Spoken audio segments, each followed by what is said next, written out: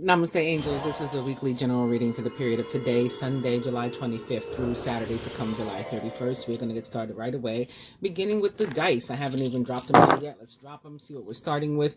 We are starting with weekend away, email, and eat cake. Some of you may be celebrating something, perhaps a birthday. We just entered Leo season recently. Happy birthday to the Leos out there. And whatever else you're celebrating, congratulations, or, love and light be with you. Spirit says, stay in bed.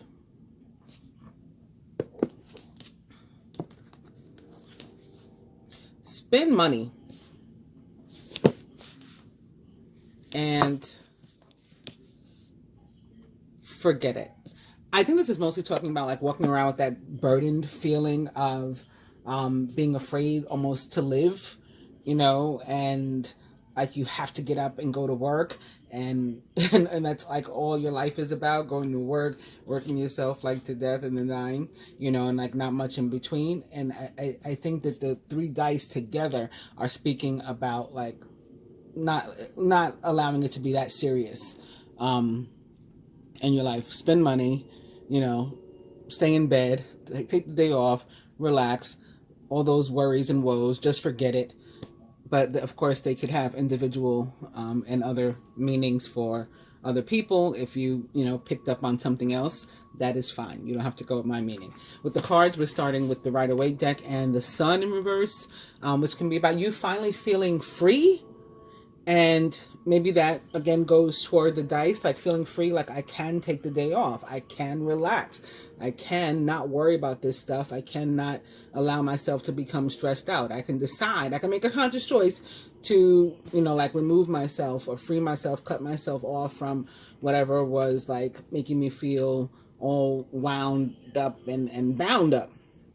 So that's what the Sun can be about. Specific to work, I'm mentioning because the next card is also in reverse, and it's the Seven of Pentacles, and the card next to it is the Green Man, which is a card of abundance, and then new beginnings we have here too. So I'm thinking that this could have something to do with work for some of us, and this is usually a sign that like new work or like a job if you've been looking for one, or maybe a promotion or new responsibilities if you've been wanting, that is like right around the corner for you. So that's positive. When I put them, but it also is a card that talks about the need to be thankful for what we do have, and maybe that goes towards spending money and forget it and all that kind of stuff too, because it's like you have to be appreciative of what you have in order to manifest more, or you should be. It's about that sort of looking at the positive side of things rather than worrying about what you don't have. That's more of a negative emotion and headspace to be in. So this too talks about like being thankful for what you have and realizing that whatever you're going through, even if it's something that you'd rather not be going through, it can always be worse, and there are people out there that do have it worse. So we should be thankful for what we have and where we are in life. Behind that, we have the Seven of Pentacles, as I mentioned, also in reverse. And this is a card that talks about like return on investment. You've put your energy, maybe money, time, whatever, into something, and you are very concerned with what's supposed to come out. The Sun, again, partnered with it. The Sun can be about needing to put in effort. And so can the Seven of Pentacles, actually. It's like you're supposed to get something, but you have to take some sort of action or put some sort of effort out there. So if you are maybe wanting to be free or have that feeling of being free soon, you have to do something that allows you to have it, and you have to put some sort of effort toward that. And in terms of, again, work specifically, this can be about you being dissatisfied with where you are, feeling as if you've put a lot of energy and time and work, into your current position or situation or career, and it hasn't necessarily paid off yet. So you may want to leave. And then again, this is a card that says, well, if that's the case, something good is around the corner for you. The Sun most directly represents the sign of Sagittarius, and the planet Jupiter in the tarot. As I mentioned, next to that we have Retreat into Nature and the Green Man, which is a card of abundance, and the green in the card's border, as well as the Green Man, for me, bring up the energy of earth signs, Taurus, Virgo, Capricorn. We do have Venus actually currently in the sign of Virgo, if I remember correctly. And I think this week, Mars, her counterpart, also leaves Leo and moves into Virgo. We'll talk about that after I do the cards, for those who want to stick around for what's going on this week. But I'm pretty sure it's this week that Mars moves into Leo, if I remember correctly. Following that is Take Charge of the Situation. So this is another card that speaks of us putting in some sort of effort with regard to the green, the earth energy. Maybe, again, our jobs, our careers, money, financial situations, and, you know, other types of abundance. You know, love is a type of abundance too, so it doesn't have to just be money. And these cards can relate to a relationship also. Again, being free, and so maybe free to live and love how you want it or with whom you want it. Maybe free of a relationship that was toxic. Maybe free, again, to be out loud and out public in a relationship that's not toxic, but that's frowned upon. You know, all different, it can have different meanings for different people. From the numerology deck, we're beginning with card number 1 and New Beginnings. It is orange, both inside and out, and can be tied to intimacy, again, relationships, sacral chakra. And last but not least, we have the 6 of Cups, which is a soulmate card in the tarot. It's also a card that for me, maybe because of the number 6, is very tied to like the energy of Gemini. Gemini rules and siblings and like family. So for me, it tends to be about family and children. Traditional tarot meaning is also potentially about children. Memories from your history or childhood. Issues regarding children and romanticizing the past. So that's the 6 of Cups. All right, we'll do a little shuffling here. More Pentacles. I had a feeling, like I said, it had to do with money or work or something like that this week. So that may be a focus for some of us. The Ace of Wands, or Wands in general, are often too about work, travel. This is a card of travel, movement. This is a card of information, communication. I think Mercury does something this week too, in terms of a transit. If so, again, that's also something we'll talk about after I do the cards.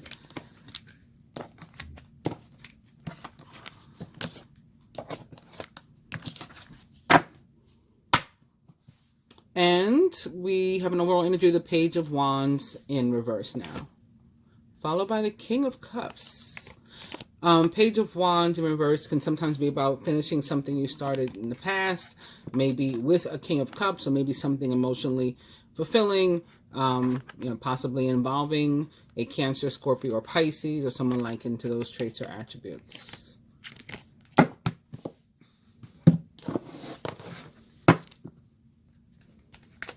Positive change.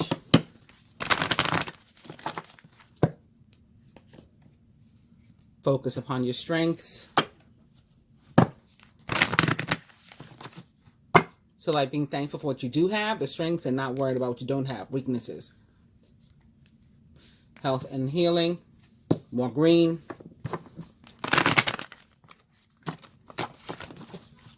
I'll do one more. Priorities.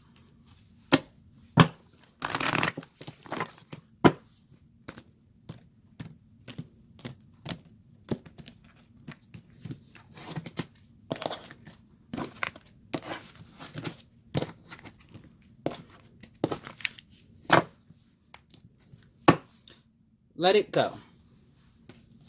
Kind of like forget it. Oh, look at that. Stick him in there. It's the 4 of Cups in reverse. So 4 of Cups in reverse is about making a conscious decision to stop letting opportunities pass you by. It's making a conscious decision to like get off your ass and do something about it. Maybe, you know, about new beginning. You have to put in the effort to affect the change you want. So to bring about the fresh start. And we have nature, more green behind that. Abundance.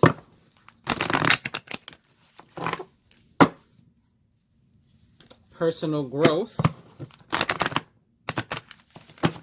I'll do one more. I think I saw another card from another deck in here just now. And the spiritual partnership. Yep, I just saw it again. I think it's an Ascendant Master card. Here it is. So what message does this have for us? Purification, White Tara. We'll stick her in here.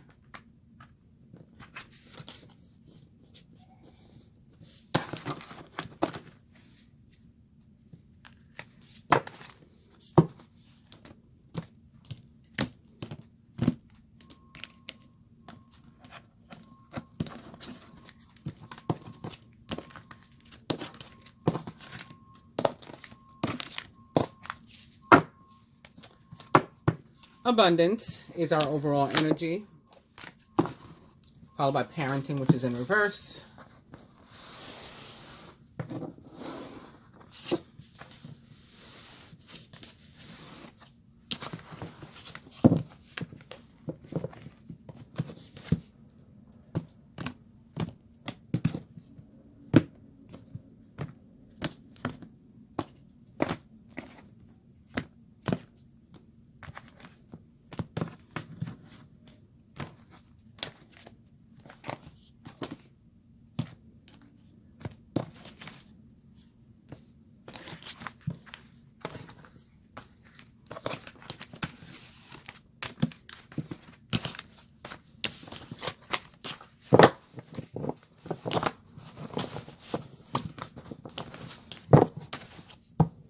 Six of Cups again. You saw me pull the Six of Cups off and stick it in the middle of the deck before I cut. So, I don't know. But look what it's followed by. When I said I associate this with the energy of Gemini. And here we go. We have Major Arcana card 6, the Lovers. Intimate relationships. Carefully weigh your decisions. Good health. This can be about love relationships and talking about like genuine connections, real love. Or it can be about, yes, a decision we have to make, usually a heart versus head decision. And it's about good health too. It represents the sign of Gemini in the tarot. Next card is the Eight of Wands. It is in reverse. So, Gemini, third house. Could be, you know, where people are being sort of most impacted this week, possibly. We're going to start with the Rider-Waite deck now. Our overall energy, again, as I mentioned, will be the Page of Wands in reverse. This can be a card of like confusion and indecisiveness. So it would make sense in association with the six, with Major Arcana card 6, rather, the Lovers. And maybe further to that has to do with, again, a soulmate connection and or family, particularly siblings and or children, or you as a child in relation to your parents or your brothers and sisters, etc., etc. So think about it from that perspective, maybe. Page of Wands can also be about like unwelcome news. Usually nothing like particularly, you know, heinous or dire, horrible, you know, scary, anything like that. Just something you would rather not have to deal with. You would rather not have happened, and often puts us in a position where we have to make some sort of decision. So it could be like some sort of news comes in, you have to make a decision, and you are indecisive, or you've been indecisive, and now you're sort of like confronted with it where like time is up. All right, so the first card that I'm going to pull will most directly represent all of us this week. Oh, one more thing about the Page of Wands in reverse. Because it's a court card, it can have to do with an actual real person in our life, maybe specifically a female or a younger female, an Aries, Leo, or Sagittarius, or someone likened to those traits or attributes is very possible. The card that will most directly represent those of us tuning into this reading this week is the Two of Cups. Some sort of partnership, often romantic. So it's nice to see it in relation to the Lovers and The Six of Cups, which again is a soulmate card, but it can be about any partner, any close partnerships, so like close friends, family members, again maybe our siblings, forgiveness and things, showing somebody compassion, acceptance, mulling over some sort of difficult situation y'all had or something like that. Surrounding energies specific to close friends, family members, co-workers, things of that nature, is the Two of Wands. So this could have to do maybe with a soulmate, for example, that you met at or through work. Again, this is a soulmate and relationship and partnership card of true connections, like reciprocal and balanced and fair and equitable relationships. And this is the twin flame or soulmate card of the tarot. Also about, other partnerships as well. Maybe particularly business partnerships after romantic ones. Because again, wands can often be about travel and or work. Specifically, speaking of work, specifically about work and finances, our third placement, and the card is the Magician in reverse. So not necessarily putting as much effort or, our abilities into what we're trying to bring about or manifest in this sector. Next one is love and relationship. Six of Pentacles, all these sixes. Sixes also mean love. The Six of Pentacles in reverse is one of my favorites. Or Six of Pentacles, period, is one of my favorites. Because it is a card, again, of fairness and equity and equality in relationships and reciprocity and balance and the ability to both give and receive. And it's done freely, out of unconditional love, all that kind of stuff. Health, physical health this week. Queen of Pentacles in reverse. And spiritual health this week. The Emperor in reverse. Queen of Pentacles may specifically be tied to an earth sign or earth energy in your life. Taurus, Virgo, Capricorn. Someone likened to those traits or attributes. And the Emperor, similarly, may be an Aries or a Scorpio. Now, moving to the Two of Cups, since I think I talked about the Page of Wands in reverse enough for now, or energy, the Two of Cups, it often does refer to romantic partnership, and again, that's not its only meaning, but more importantly, or also in the context of those romantic relationships, it is a card that speaks of balance, friendship, joy, sharing. Again, reciprocity, forgiveness, apologies, healing of a relationship or a problem, a situation that you had with another person. It also generally says that things, tend to be going well. And this week you may feel more particularly loved or cared for in your partnerships. All right, maybe, again, specifically a romantic one. That's very, very possible. But same thing for work. You would be, really appreciated in your workplace, even if you don't necessarily feel it. But maybe this week, more so than last week, certainly, and the week before that, you will feel it. Also, as I mentioned, in love, it is about like true, genuine, balanced partnerships and commitment and reciprocity and equity and equality. All the things that we all like hope for in a relationship. That doesn't mean, though, that you can just like sit back and, do nothing or do or say like whatever to your partner and treat them however and everything's going to be fine. The relationship's going to last. You still have to, it just means that like what the relationship is built on, the foundation, is real and solid. It has a genuine potential for, true love. But you still have to put your effort, so similar to the cards that we started out with. If you're single and looking for love, then this can be, a really good sign that, that type of love is likely to be headed your way, like really soon. So chill. Chill out. Moving on to, I guess the surrounding energy. Well, you know what? Let me say something about finances first with the Two of Cups. There, it's about balance and fairness too. So it can be like you're not necessarily rolling in the dough, but at least for the moment or in the near future, you'll be finding that at a bare minimum you have like more than enough to meet the obligations that you have, which is certainly a start.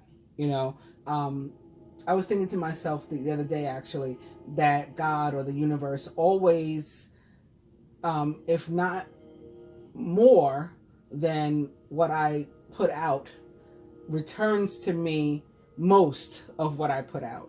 So like I had spent a couple $100 the other day, and then I went to my mail and I had 2 checks in there, you know, one for $30 and one for like $350 or whatever.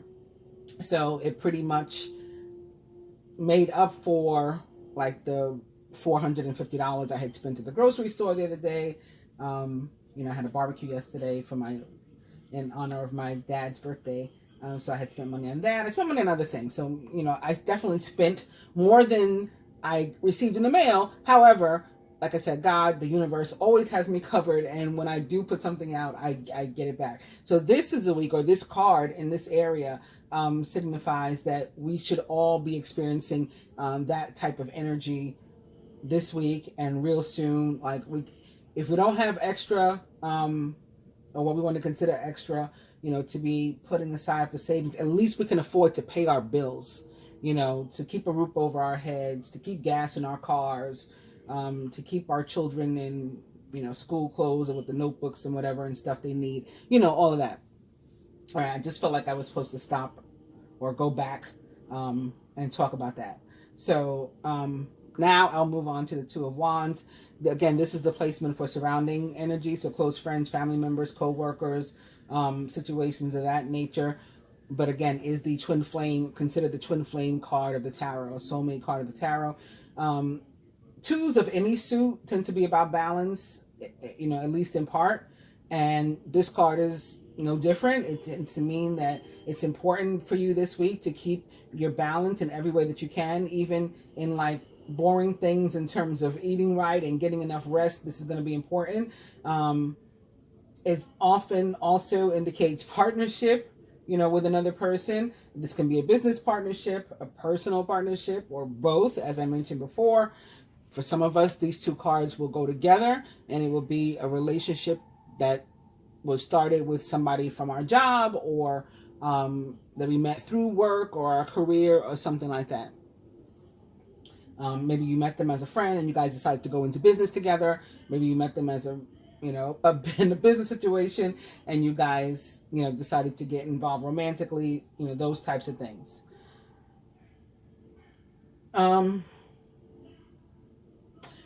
Also, the card shows up to remind us that it's important to like stay mindful of the give and take that is required for all successful relationships. And we have that energy again showing up in the love placement, specifically with the Six of Pentacles. I said that was a card of reciprocity and the ability to both give and receive. So yes, it's tied in very likely to this partnership. This partnership is likely a romantic partnership for the majority of those of us who will tune into this reading. And we do have to be able to both give and take in a healthy way, for love to be able to, you know, pass in a healthy way, both ways in a healthy way as well. If things are feeling out of balance for you right now, then the card shows up to let you know that they're about to get a lot better, like substantially better in general. Same things, same meaning for work, for love, things getting, you know, just a lot smoother, a lot more balanced, a lot more equal feeling, and a lot more reciprocal, and that's how we want it. Moving on specifically to work and finance with the Magician in reverse. In terms of work, it means that there's some sort of resistance to change with regard to our working life. And, you know, we all know that nothing stays the same forever, and that change and newness I thought we still had that. I forgot we didn't have that card, New Beginnings, anymore. I went to reach for it. But change and newness are part of life, and we can't cling to the past, but it can also be about us not, again, using all of our power, ability, energy, time toward positivity and manifestation. So there's a lot more that we can do for ourselves, just energetically, to make better energy come toward us, based on what we're putting out. Specific to finances, when the Magician in reverse shows up, it can be about feelings of like just being stuck and like feeling sort of helpless when it comes to money. Like, what am I going to do? I have no options. I'm already working as hard as I can. I'm already doing as much as I can to bring money into my life, and it's still not working. So now what? And, honestly, there are still changes that you can make to improve your situation.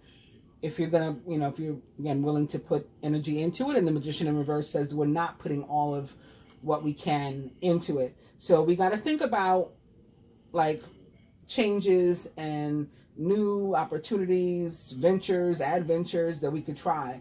And then through that, we are likely to find that, there's those things that we try are more successful than we had expected. So maybe you, again, get with a partner and you go ahead and start that, new business. And maybe you were afraid to do it, and so you hadn't put everything into it. You'd sort of been putting it on the back burner, but you decide this week to put the energy and focus into it, and the results are a lot better than you had thought they would be or expected.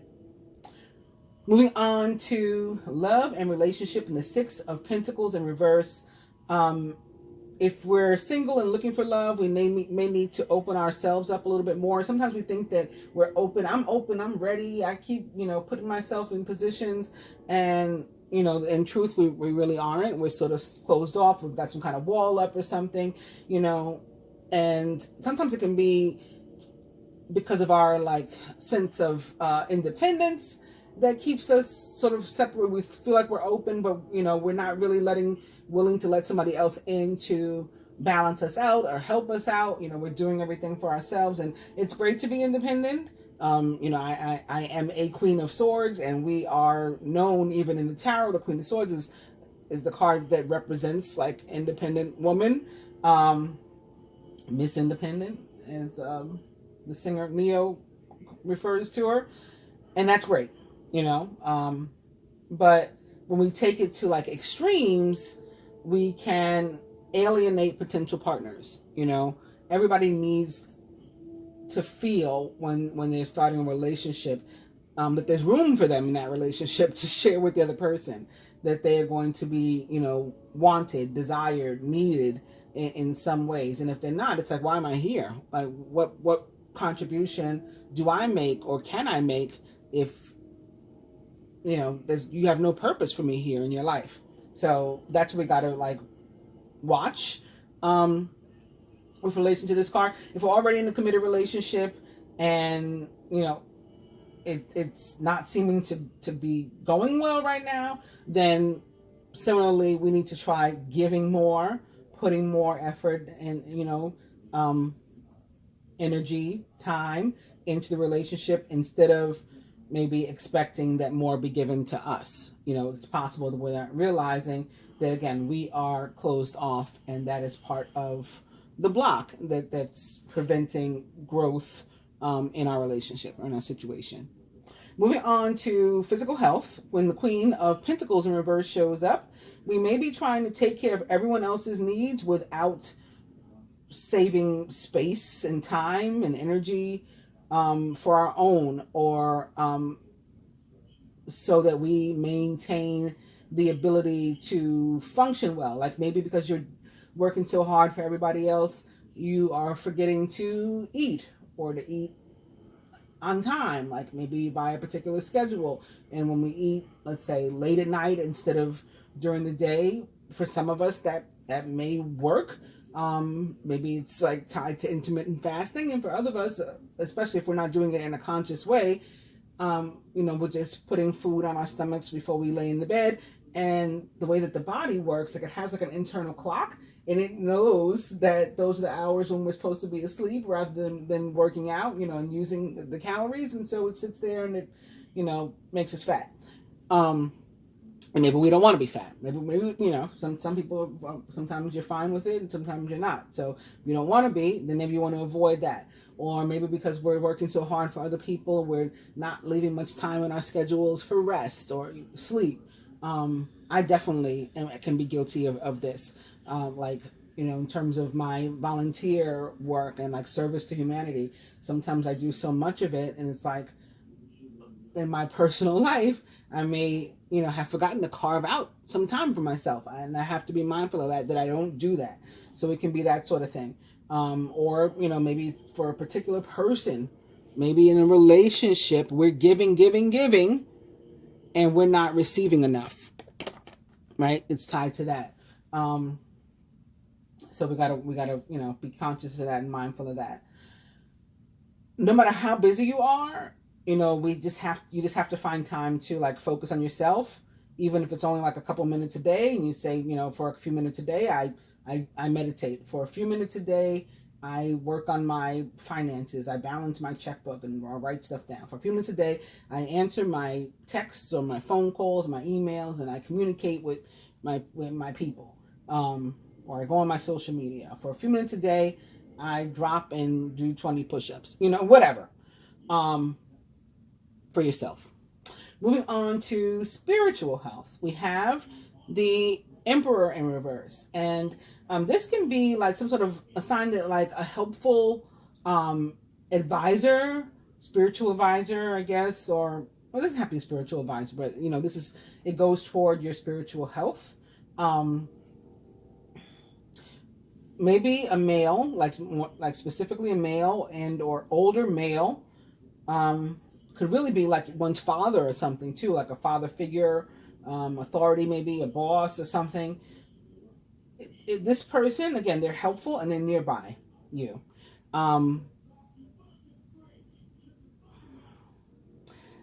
They could be nearby in spirit too. Could be somebody that's already passed away. And again, maybe like an older person. So again, your father, your grandfather, something like that, coming through, trying to give you some sort of helpful advice. Obviously, if it's somebody that's on this plane, they will be, verbally trying to give you the advice, or physically trying to give you the advice. And you still have to pay attention to your own intuition and inclinations, gut feelings and stuff, and not disregard yourself in this process, because that goes again to your health in general. But again, this person is coming into your life in a positive way, or in a way that it's helpful to you. So thereby it's positive.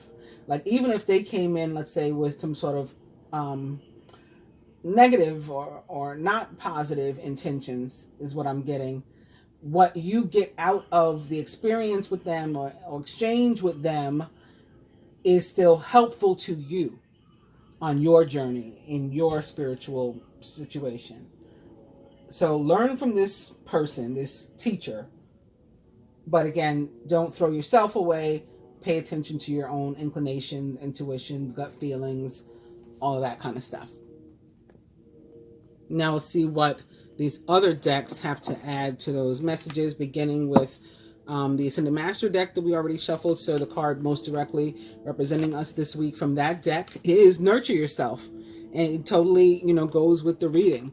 I keep saying, like, don't leave yourself. These cards are all talking about not leaving ourselves out, taking care of ourselves, even in the situations of partnership. So in the surrounding energy, close friends, family members, co-workers, other people that we're dealing with, we have meditate. So this can be maybe tied to a spiritual business is what I'm getting. And maybe that's why meditate is showing up. Maybe you do live, or recorded or somehow meditations for other people, maybe with another person. It's a business.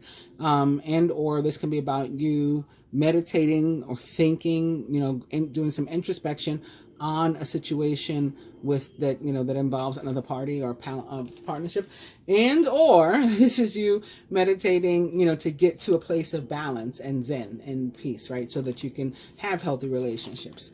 Number 3 is work and finance, and we have, very interestingly, open your heart to love. I would have more so expected this one to show up here in this with the 6 of Pentacles, where I talked about opening your heart to love a little bit more than where it is. But again, I think in terms of not giving your all with the Magician in reverse, then this is what this is talking about. Like opening yourself up more, being more vulnerable, being more open to giving all that you have to give toward your goals. So this can be opening your heart to love yourself a little bit more, and thereby putting your best foot forward, putting your all into your what you're trying to attain through work and finance, or as it relates to work and finance. Love and relationship, we have you can do it. So you can successfully, according to Archangel Michael, give more, be open more to receiving as well, be more balanced and fair and equitable and equal in your relationships, and healthy. You don't have to have the toxic relationships, you know, of your past, or, you know, of your imagination, or of your like a experience and what you viewed other people having and stuff like that. You can do it. You can have a healthy relationship that is based on unconditional love, true unconditional love, and a healthy balance of give and take. Physical health, we have stay focused. So again, staying focused on whether or not you've taken care of you while you're taking care of everybody else. And last but not least, the spiritual health. And the Emperor, we have see the other person's point of view. And I would suggest that this other person is this person that is going to be coming through, likely somehow with some kind of advice, whether that is in the physical or that is in the spirit realm, or from the spirit realm. Moving on to the numerology deck. Again, joining the same placements, the card most directly representing ourselves from the numerology deck this week is more earth energy. It's card number 4, which represents foundations and on what things are built. It is of the energy of the green to the earth, and the card is perseverance. So, I heard just now like self-preservation. That's like the most important thing. So again, nurturing oneself. The green, the earth energy, is that energy of nurture and nature. Surrounding energy, close friends, family members, co-workers. We have rebirth. So it could be the rebirth of a relationship. Rebirth is very Scorpio. We did have the King of Cups showing up behind here, as you recall, right? So it could be the rebirth of a relationship, maybe specifically with a Scorpio, and or the King of Cups can be showing up because he is like one of the most romantic cards in the deck, and in terms of being a representation of genuine love exchanges.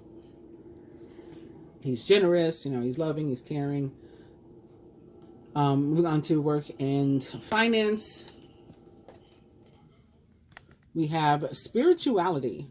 So again, I've just been getting something about some sort of spiritually based business this week for somebody. And that can definitely be that. But again, also, this is about our essence, right? And putting, again, our efforts, our essence, our all into our work and finance, and using that positive energy and what we understand about spirituality and the law of attraction to manifest what it is we are seeking in the area of work and finance. Love and relationship, joining you can do it. We have moderation.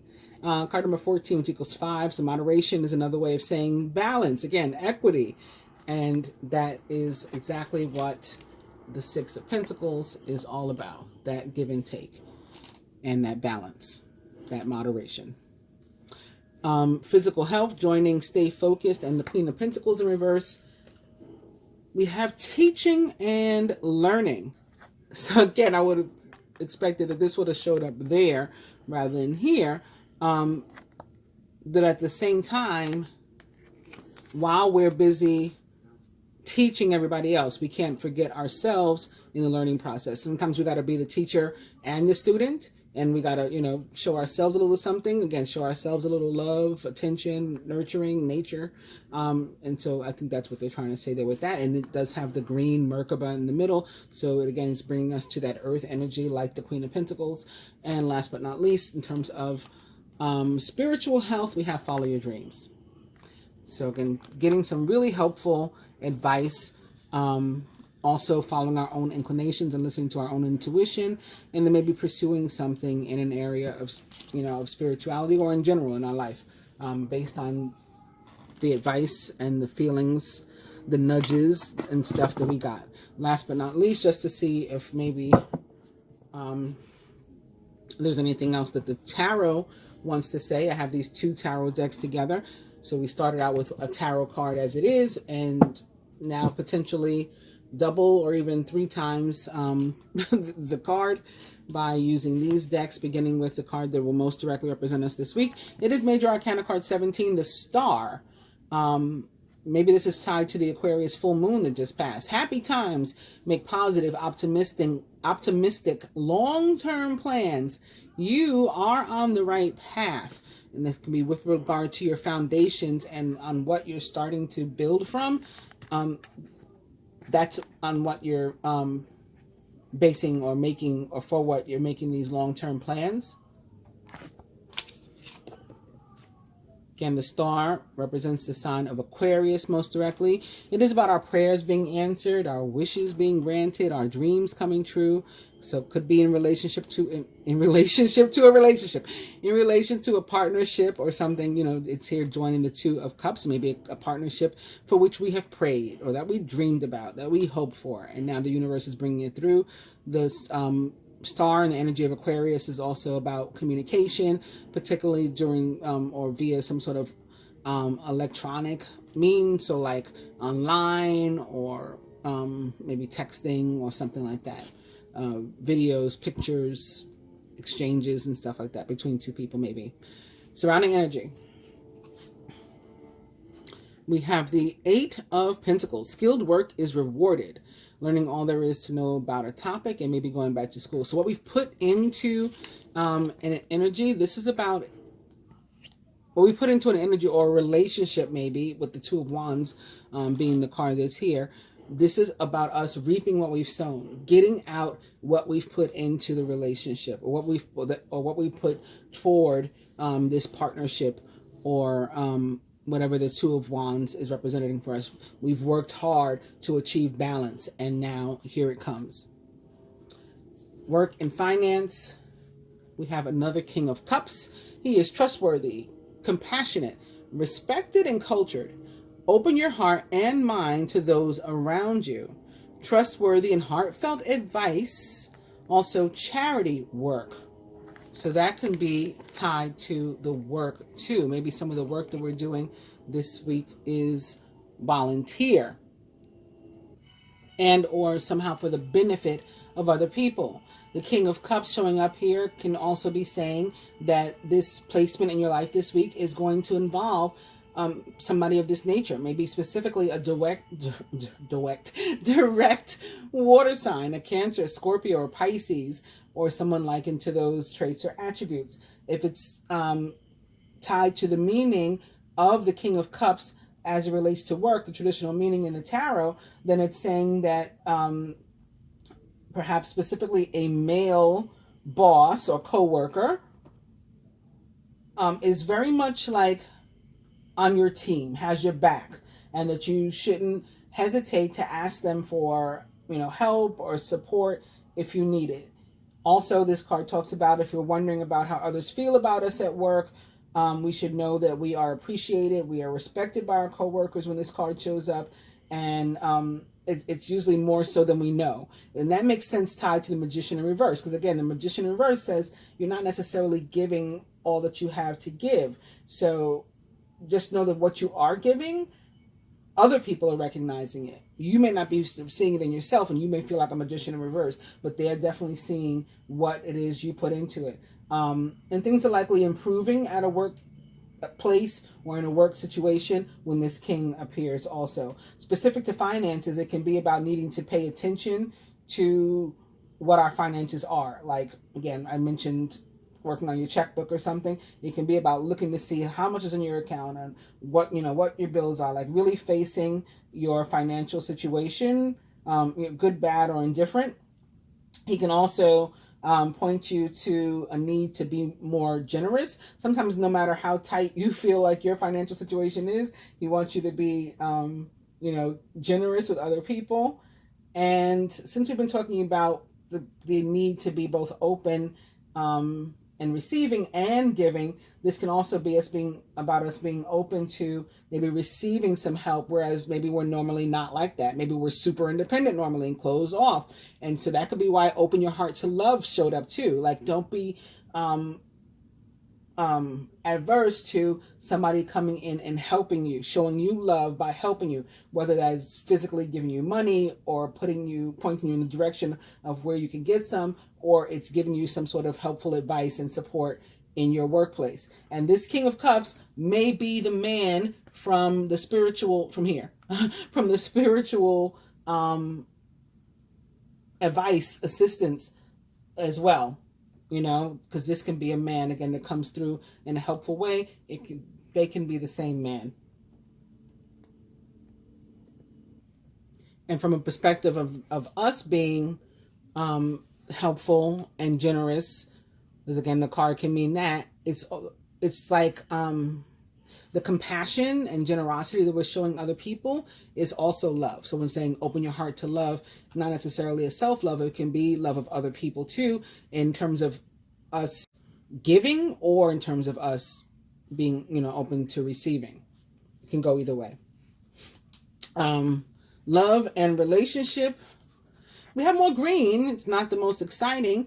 It's another 5 too. We have major arcana card. We have card number 14, which equals 5, moderation. And now we have the 5 of Pentacles. Fears surrounding money, the wisdom to accept help from others. So there is that, and uncertain self-employment. Obviously those things, or this last thing at least, has nothing to do with love and relationship necessarily. Although our worrying about our finances and things can certainly affect our love life, or dealing with the reality of our finances can definitely affect our love life. But this card for me is more so about fear of lack or feelings of lack than actual lack. And in terms of love and relationship, can be tied to things like fear of abandonment, fear of rejection, fear of commitment, fear of change. And that may be why we're in a 6 of Pentacles in reverse sort of situation, or, headspace, and needing to give more. Maybe we've been holding back because of, fears and insecurities, is what this is saying. Physical health, joining teaching and learning, as well as the Queen of Pentacles in reverse. And we have major arcana card 14, balance or temperance. So again, more moderation, more equity is needed in our situations. We got to take care of ourselves in addition to other people. There's a need for balance and moderation, cooperation and compromise. Wait for perfect timing. But in addition to that, similar to what I said about the Queen of Pentacles, temperance, specific to health, can be about balance and moderation. Again, are you eating well? Are you sleeping well? Are you being social enough, playing enough? Are you working enough? Getting into your books and studies or whatever enough? Are you getting enough exercise? All those things. We got to, look at where we might be out of balance in our physical health life and fix it. Moderation is definitely the way this week to good health. Last but not least, spiritual health. We have the 4 of Swords. Thoroughly think things through before making a decision. Continuing to overanalyze isn't going to get you any closer to a resolution, but meditation and prayer will bring you the answers you seek. And so we've sort of come full circle because we started out with the Page of Wands, which can definitely be about indecisiveness. So hopefully in going through all these placements, I've, helped you, or the cards have helped you to come to a place where you feel more decided about a situation you had in your life. But specific to spiritual health, the Four of Swords can indicate like a need for space, like to just pull away from situations and people right now, to maybe take a moment to meditate or to think things through thoroughly, like the card suggests. Just time and quiet to yourself to really maybe get in touch with the energies around you or with yourself. It's, it could be about that self-love and nurturing that all the cards have talked about today. And it really says, like, even if we, have 50 kids and, work 10 jobs, that, there still has to be a way for us to make ourselves and this space or time that we need for ourselves a priority, and that we have to find it and take it. Sort of like our mental, or spiritual health depends on it. I'll remind us all of the overall energies involved in all of this too, like the basis. We have the Page of Wands, we have the Six of Cups, we have abundance, and we have let it go. On that note, I will end this reading. Please do like, share, subscribe, and comment. For those of you who are just here to watch the cards, I do appreciate you watching the cards. For those of you who are willing to stick around for a moment, I will go over what else is going on this week. I'm just picking up my laptop now. Did you hear that thud? That was me putting my laptop on my desk. It is on my lap rather. It is one of those old dinosaurs, big heavy ones. It was like right when Windows 10 was coming out is when I bought it, and it was so hard to find a computer at the time. There it is, I just logged in.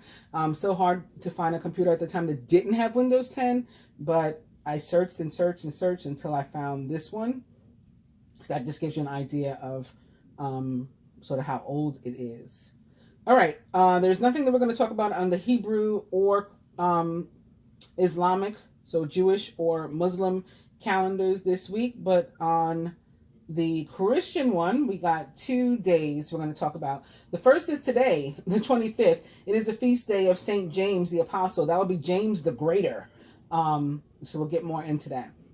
And tomorrow, Monday, the 26th, is the feast day of Saints Joaquin and Anne. Those are Mary, Jesus' mother's parents. So Jesus' grandparents, their feast day tomorrow. So we'll just jump right into this. For James, I went to Catholic.org. The first thing that pops up, I usually just go ahead and go with it. St. James the Greater. Nothing is known of St. James the Greater's early life, though it has been established that he is the son of Zebedee and Salome and the brother of John the disciple. John and James, or James and John, the sons of thunder. This is what Jesus called them. Anyway, the title the Greater was added to St. James's name to help to distinguish him from the Apostle James the Less, or the Lesser, who is believed to have been shorter than James the Greater. St. James the Greater was one of Jesus's first disciples. James was fishing with his father and his brother John the Apostle when Jesus came to the shores of the Sea of Galilee and called for the fishermen who were unable to catch any fish that day to dip their nets into the water once again. When the fishermen followed Jesus' instruction, they found their nets full, and after emptying the fish on board, the boats nearly sank from the weight. Later, James was one of only 3 called by Jesus to witness his transfiguration. The transfiguration is when Jesus appeared on the mountain with Elijah and Moses also. Anyway, and when he and his brother wanted to call fire upon the Samaritan town, both were rebuked by Jesus. I remember they were walking into that town, and they said, do you want us to take care of these guys? We can bring down some fire on them. And Jesus was like, chill out. He yelled at them, actually. in the scriptures. Anyway, following Christ's ascension, James spread the gospel across Israel and the Roman kingdom as well. He traveled and spread the word for nearly 40 years in Spain. Always fours and 40 years and all that stuff, right? It is said that one day, as he prayed, the Blessed Virgin Mary appeared to him and asked him to build her a church, which he did. Later, James returned to Jerusalem, but was martyred for his faith by King Herod, who decapitated him. Saint James the Greater is known as the first apostle to die. As he was not allowed to be buried following his martyrdom, his remains were taken to Compostela in Spain by some of his followers who buried him. In the 9th century, his remains were discovered and moved to a tomb in Santiago de Compostela. Today, his remains can still be found in the Cathedral of Santiago. Because Santiago de Compostela is the most frequently visited place pilgrims migrate to following Rome and Jerusalem, Pope Leo declared it a shrine. Let's see if it tells us what he's the patron saint of. It does not, but I'm pretty sure, as I recall, Saint James is the patron saint of Spain, if nothing else, or nowhere else. Moving on to Saints Joaquin and Anne. For this, I went to franciscanmedia.org. In the scriptures, Matthew and Luke furnish a legal family history of Jesus, tracing ancestry to show that Jesus is the culmination of great promises. Not only is his mother's family neglected, we also know nothing factual about them except that they existed. This isn't true. This may be if you follow today's Bible, but there are books of Mary, some of which I have, actually. I own copies that talk about Mary's early years as well. Anywho, it says here that even the names Joaquin and Anne come from a legendary source written more than a century after Jesus died. Well, that is not only possible, but probably likely, considering Joaquin starts with a J, and the letter J did not exist where they were in those times.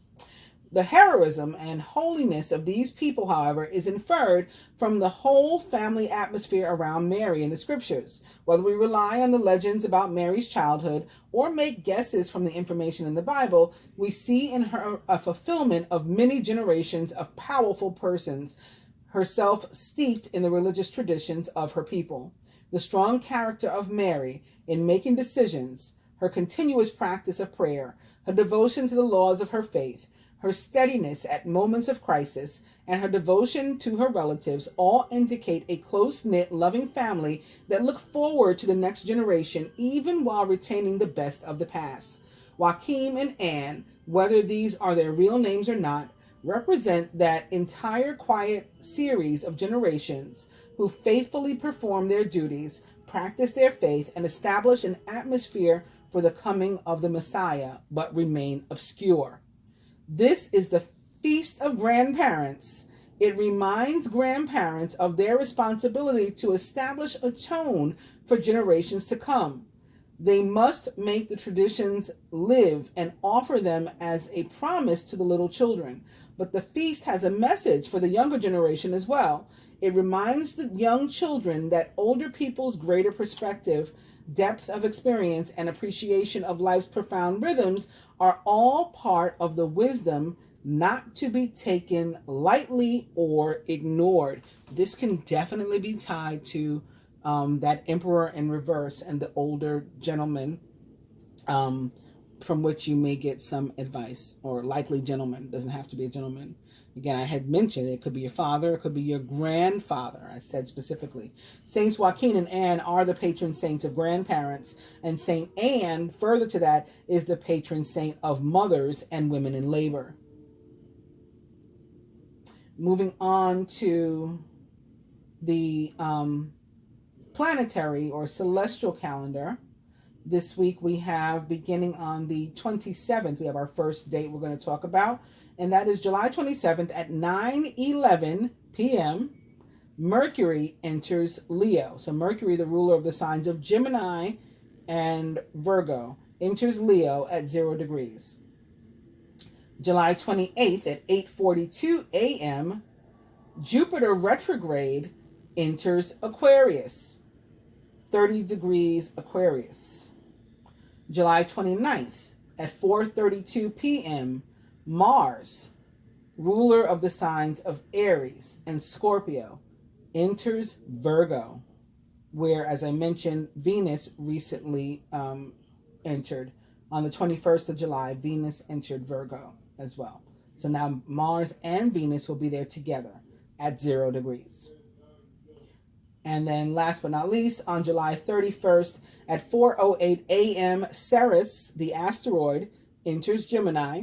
So this can be these things, the fact that Mercury enters Leo and that Ceres enters Gemini, these can be reasons why we saw so much Gemini energy, so to speak, popping up during the reading. Ceres enters Gemini at 0 degrees. My own personal natal placement is Gemini and Ceres, Ceres and Gemini, rather. I've mentioned several times that I'm a Gemini many times over, as well as an Aquarius many times over. So my sun is in Gemini, my Venus is in Gemini, my Mercury is in Gemini, my Ceres is in Gemini. All right. Also on July 31st at 9:16 a.m., the last quarter moon of the month, 8 degrees Taurus. Now, let's quickly go over Mercury in Leo from tarot.com. Mercury in Leo, proud, lively, bold. We should all be ready to roar when Mercury, when the messenger planet Mercury moves into loving Leo. This dynamic partnership signals a time when we'll all feel a greater need to speak from the heart and to make ourselves heard loud and clear. It should also come as no surprise that communication becomes a lot more straightforward during this transit, since fiery Leo is known for pure and enthusiastic self-expression. For us Geminis who are ruled by Mercury, Leo is actually in our house, our third house of communication. So I guess even more so we will be able to communicate. Language can also be a lot more colorful during Mercury and Leo. The lion loves to elaborate displays and has Mercury on its side to help to add a touch of flair to the things that we say. Who need facts and figures when you can make a big splash instead? Yep, that's the Leo influence hard at work during this transit. Fire sign Leo is all about direct communication, so we won't hold back when Mercury and Leo team up. If something has been on our mind, but we've been too intimidated to say it, this is the time that we'll finally have the guts to speak up. Just be careful, because Mercury is speedy and Leo is expressive, so words can come flying out of your mouth a little too well. Mercury and Leo gives us license to thrill. Leo is one of the most entertaining and high-impact zodiac signs, so we can expect a lot of jokes and laughter during this transit. An added benefit, Leo is social, meaning there will be plenty of lighthearted and witty banter to go around. Think of the confident lion mane blowing in the wind, strutting his stuff. This is our time to shine. We'll all adopt some of that self-assured swagger, making it easier to get up in front of a crowd and to put ourselves out there. If we've been putting off any speaking engagements, Mercury in Leo would be the perfect time to finally go through with it. Our creative juices could start flowing when Mercury's in Leo too. This is an opportunity to channel all of Leo's passion and enthusiasm into an artistic pursuit of some kind. We might find ourselves picking up those paintbrushes and dusting off our cameras so we can get out there and create. It goes on to talk about Mercury retrograde in Leo, or what it means if we were born with Mercury and Leo in our chart. And again, if you want to read about that, I got this from www.tarot.com. Moving on to Mars in Virgo, efficient, productive, and disciplined. Mars and Virgo seem very different on the surface. Mars is direct, impulsive, and impatient, while Virgo is careful, practical, and detail-oriented. However, these two share a certain sharpness that can be combined to enhance productivity. That's why this planetary alignment is such a great time for getting things done. My printer just restarted itself. I don't know why. Do you hear it? I apologize. I don't know what's happening. Okay, that's why this planetary alignment is such a great time for getting things done. It's a unique combination of fire and foresight. Both Mars and Virgo hate to waste time, even if it's for different reasons. Mars is always in a hurry, and Virgo is a stickler for efficiency. When these two combine their powers, fast and focused achievement is the name of the game. This makes Mars and Virgo a great time to plow through those daunting tasks that we've been putting off. Mars is the planet of do, and Virgo is the sign of do it efficiently. While Mars moves through Virgo, we're able to figure out where to cut the fat in our work habits so that we can get things done as quickly as possible. Tasks will be handled more swiftly, giving us the time to develop or hone a skill. Virgo rules the 6th house of health and self-improvement. We saw those sixes today too, which means Mars in Virgo could be a time when many of us decide to join the gym, to eat healthier, or to take a closer look at our overall mental and physical health. And because Mars in Virgo loves routine, the plans that you make during this time are more likely to stick. Critical Virgo attacks Mars are a downside to this transit, or critical attacks from Virgo are critical Virgo attacks from Mars are a downside to this transit. That's what it means. If it becomes easier for us to nitpick and express ourselves aggressively because our bars are set so high. Tensions could boil over when we become frustrated by inefficiency or lack of control. We may also find that we turn this need for perfection inward, becoming overly self-critical, like the Magician in reverse. By practicing patience and cutting others and ourselves some slack, we can avoid conflict during this period. Instead of focusing on what others may be doing wrong, we should use this productive time to do positive things that require attention to detail. Mars and Virgo will help us to balance our budgets. Like I mentioned the checkbook and stuff, and so did the cards, and now we have it here. To plan for the future and to learn a new trade, job hunt, etc. There's no better time for taking care of personal business or starting a project more so than Mars in Virgo. And I kept talking about starting a business too, particularly a spiritual one. So I think that may be in the cards and the stars for many of us this week, or, you know, maybe improving upon or growing a business that we already have, or taking on a partner or something like that. Anyway, moving on to what? I have a note for myself here that I've been saying, like, the Lionsgate, I have to look and see like when it officially starts, but it tends to start at the end of July, which would be this week. So I have to imagine that that's what's happening. And people sort of try to like make up their own rules about the Lionsgate, but it's a real thing based on the star, Sirius, which is the brightest star in the sky. And not the North Star. You know, they're not the same, and people think the North Star is the brightest, and it's not. Sirius is the brightest. And I did look up to this morning because it all of a sudden popped into my head, and I was guided to on what day Sirius rises, because that's what the Lionsgate is really all about. When we're able to, that time of year when we're able to see Sirius bright and clear in the sky during the daylight, in the daytime. And August 11th, 2021 is the date that popped up in my computer in answer to this search. When does Sirius rise? 2021. That was my question. It says Sirius makes its first morning appearance on August 11th, depending on the clarity of the sky near the horizon and other factors. Sirius' gallery of images from its 2020 helical rising are available here, blah, blah, blah. All right, so yeah, it's August 11th. Now, some of you may remember, I think it was like 2 or 3 years ago, where we had all these things happening, and I kept seeing those numbers, 8 and 11, and talking about 8 and 11 for like a month.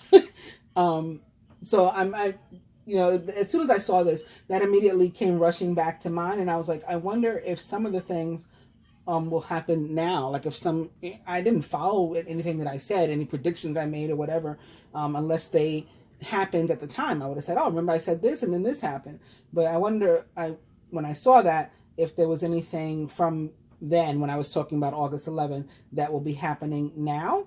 But that's the day that Sirius rises, for everybody to know. So when you see all this like BS that comes up every year, that the Lion's Gate is specifically 8/8, that's not true.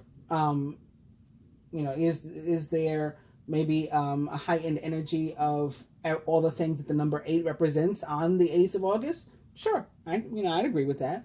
But that's not what the Lion's Gate is. Okay, moving on to, what are we moving on to? Ceres in Gemini. And for this, I went to astromajesty.com. Ceres in Gemini, woman, man, meaning, personality.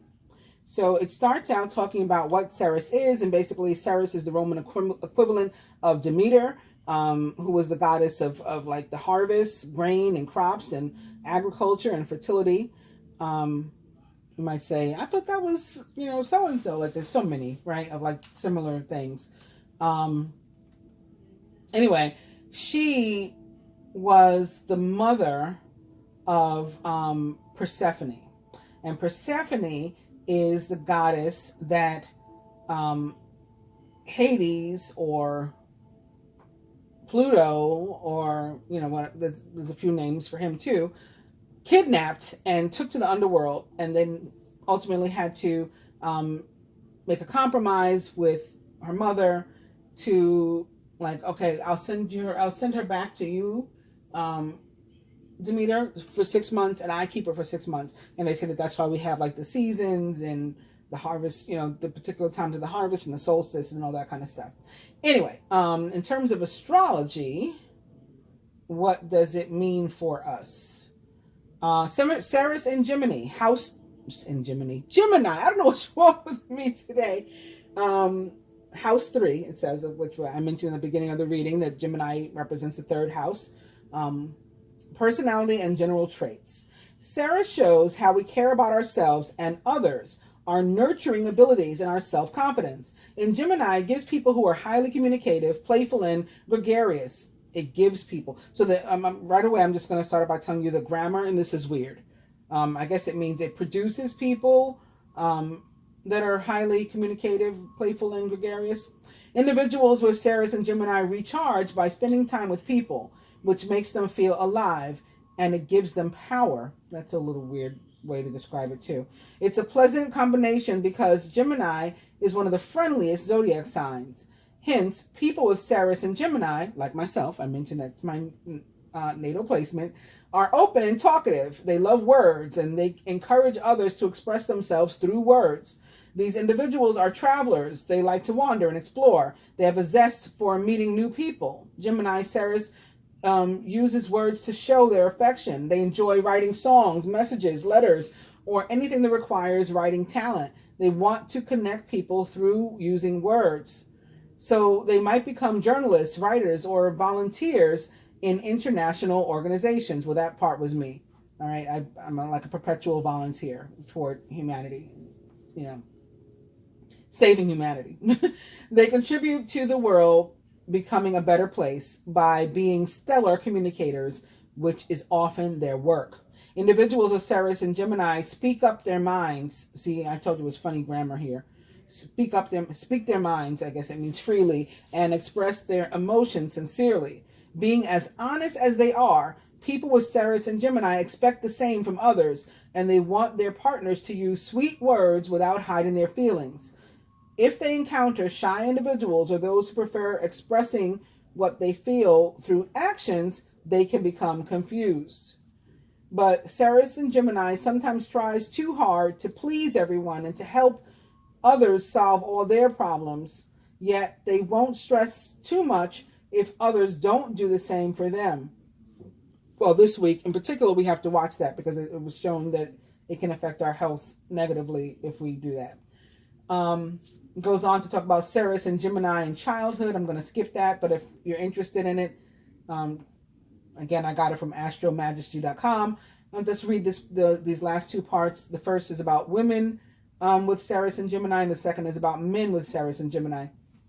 Females with Ceres and Gemini are compelling, smooth talkers, and open-minded. They have an insatiable need to communicate, network, and to be on the move. They have an adventurous spirit, and they express themselves through words. Ceres and Gemini women prefer communication over actions. A woman with Ceres and Gemini likes to travel, visit unfamiliar places, and collect and share stories. That is why journalism, writing, television present, I guess they mean television presenters, or a diplomat might be her career path. They like changes and they don't like routine. Ceres and Gemini females hate feeling tied down. Well, good, because we saw cards that said this week we're going to feel more free than we felt in a long time. They adore the chase, adrenaline rush, and flirting. Hence, Ceres Gemini women don't like the idea of marriage or one partner for a lifetime. Is that so? I don't necessarily agree with this. Never mind. I don't necessarily agree. I'll leave it there. Instead, they prefer to explore, and they need a man who wants the same. That might be true. It is a woman who wants life to be an adventure. So I guess they're talking about the Ceres and Gemini woman. A traditional, strict, or conservative partner is not suitable for her. I would agree with that as well, particularly the conservative part. In fact, like in groups and stuff, or, the Facebook games and questions, any kind of thing when it comes up, like what kind of person, is there any kind of person for you that's like, off the list, like you just won't consider, or something, a deal breaker. And for me, it is a conservative man. I cannot. Anyway, it says, even if they do settle, I think they mean settle down, they will likely continue flirting with others or chasing thrills. And that's probably true too. But I think that's true of all Geminis, period. Not necessarily Ceres and Gemini. Anyway, males with Ceres and Gemini, they need good dialogue, brainstorming, and profound conversations to feel happy. They need people who can talk with them for hours, engage in mind-bending debates, and express ideas freely. Ceres and Gemini men doesn't go well with persons who hold back their opinions or struggle to talk openly. A man with Ceres and Gemini shows his affection through words, verbal support, and encouragement. He believes in the power of communication and that it can make a couple and people come closer together. That's why he needs the same from his loved ones. Ceres Gemini man doesn't want everything to be about actions because he believes words are underrated. Ceres and Gemini men love variety, to travel, and to spend time in nature. While for some, being in constant motion might be terrifying, for Ceres and Gemini, it is a must in order to feel alive. They are hard to tame. They have a zest for adventure, the unknown and the unfamiliar. It is not easy to get their attention because men with Ceres and Gemini want a woman that will mentally stimulate and challenge them. They are unlikely to settle down, and if they ever do it, a boring life will chase them away. Summary: individuals with Ceres and Gemini are lively, cheerful, and fun to be around. Due to being stellar communicators, they can always make someone's day better with their engaging stories and experiences. They travel a lot and immerse themselves in different activities, allowing them to share unique insights. Ceres Gemini people show their affection through words. They will encourage others to be better, to pursue their dreams and talents. Thus, they will do their best to help people solve their problems. People with Ceres and Gemini love puzzles and challenges, so finding solutions for others comes to them naturally. They expect their loved ones to be responsive, to show up, and to answer their texts. Okay. If they feel someone is ignoring them, they will become distant. That's probably true too. People with Ceres and Gemini like learning, collecting information and experiences, but if they overwork themselves and push too hard, they are at risk of stress and burnout. I'd say that's probably true of us all. And I think that's the last thing I was going to talk about today. Looking quickly at my computer. Also, Jupiter retrograde in Aquarius. I didn't really open a page for this, but Jupiter is back and forth between Aquarius and Pisces while in retrograde for the next few months. And I've talked about what it meant that any of that was happening, but just as a recap, basically the time that it's in retrograde will be to give us clarity about different areas in our life, so that when it goes direct again, I think in October, we will be able to put that information, that clarity, to use, and it will, bring about fortune and luck and stuff, in those areas of our lives. So depending upon, I guess, what part of your chart it touches. But Jupiter is the planet of luck and fortune and growth and expansion. So, think that way. I hope you guys have enjoyed the reading and have a good week. Please do, like, share, comment. Again, my page is largely shadow banned, and YouTube's algorithm hates me, and it is what it is. But if we want to get the messages around from this channel, that's what I need to happen, for the comments and stuff like that to happen on the page rather than in my inbox, although I welcome things to my inbox as well. I appreciate you watching. Namaste.